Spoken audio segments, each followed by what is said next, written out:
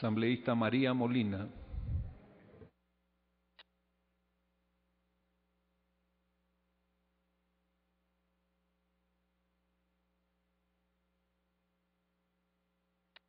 ¿Ya? Señor presidente, compañeras y compañeros legisladores, debido a la importancia de esta ley, he querido realizar una revisión acerca de lo que significa el ecosistema manglar y de la importancia del mismo. Y es por esto que en estos primeros minutos voy a referirme a este tema con la finalidad de que todos quienes conformamos esta asamblea estemos conscientes acerca del tema del que estamos tratando. El manglar es un hábitat considerado un bioma constituido por árboles muy tolerantes a la sal, pero que tienen una enorme diversidad biológica y una alta productividad. Además, sirven de hábitat de numerosas especies y proporcionan una protección natural contra los catástrofes, como son vientos, olas producidas por huracanes e incluso por maremotos. Con estos fines es que más bien en otros países como Vietnam, Tailandia, Filipinas y la India se está en estas épocas sembrando e incrementando el manglar. Estos manglares además tienen una función clave en la protección de las costas contra la erosión eólica y el oleaje. Tienen una alta productividad, alojan gran cantidad de organismos acuáticos, anfibios y terrestres. Constituyen el hábitat para estadios juveniles de ciertas especies de peces, moluscos y crustáceos. Por lo tanto, cumplen un papel fundamental en las pesquerías de los litorales y en la plataforma continental. Son hábitat temporal de muchas especies de aves migratorias septentrionales y meridionales. Constituyen un recurso insustituible para la industria de la madera, para algunos taninos que son empleados para la curtiembre y la tintorería. Y lo más importante, el manglar sustenta la vida de los pueblos del manglar, un aporte para lo que es la soberanía alimentaria. En nuestro país, en el Ecuador continental, en el año de 1987, constaban de 362.802 hectáreas del manglar.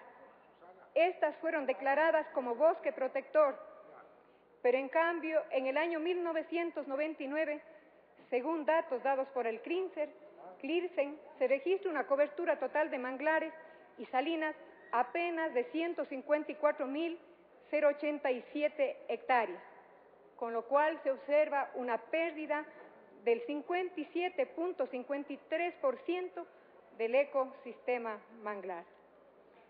La situación legal existente en el Ecuador: existe una vasta legislación a través de la Constitución, leyes, reglamentos y decretos ejecutivos y acuerdos. Sin embargo, la existencia de esta vasta legislación lo que ha provocado es una superposición de leyes que han resultado en la destrucción del ecosistema y la impunidad para los agresores. A pesar de que el decreto 1976, mediante decreto supremo 2339, la legislación ecuatoriana prohíbe cualquier tipo de destrucción del manglar e implementación de infraestructura para la cría y cultivo de camarón en zonas de manglar. Esta disposición fue ratificada en 1985, 1987, 1994, 1995 y 1999. Inclusive en el año 2001 fue presentado en este Congreso Nacional un proyecto de ley de conservación del ecosistema manglar, el cual llegó únicamente a su primer debate. En el año de 1999, 2.000 hectáreas de piscinas fueron dedicadas a la cría y cultivo de camarón tropical. El 28% de las mismas solamente el 28% tiene algún tipo de legalización, y el 90% de la infraestructura camaronera estaba construida dentro del ecosistema manglar. Las comunidades locales de la costa ecuatoriana se han articulado ancestralmente en el ecosistema manglar y se trata aproximadamente de 50.000 familias ecuatorianas que son indígenas, mestizas y afroecuatorianas dedicadas a actividades de pesca artesanal, recolección de moluscos, crustáceos, madera para carbón y plantas medicinales. En las zonas del manglar está asentada el 30% de la población ecuatoriana. Al momento se estima que esta población de las provincias de Esmeraldas y Guayas es cercana al 70%, en Manabí es del orden del 50% y en El Oro del 65%. ¿Cuáles son las utilidades del manglar? En la agricultura es utilizada como forraje y abonos verdes. También de ellas se extraen endulzantes para bebidas, condimentos, vinagre y miel, cera de abejas, aceite, verduras, frutos y medicinas naturales. Los animales que habitan el ecosistema manglar, como reptiles y anfibios, mamíferos y aves, entre otros, son aprovechados como alimentos y para la fabricación de objetos caseros. Lo que es importante, la pesca artesanal mar adentro depende del ecosistema manglar, que sirve de sitio de desove y nodriza de especies juveniles y marinas. Según datos oficiales, en el Ecuador se estima que al menos 2/3 partes de especies comestibles de peces necesitan del manglar para subsistir. La recolección y comercialización de especies del manglar es una alternativa económica muy importante, puesto que provee trabajo en zonas deprimidas que usualmente carecen de alternativas laborales.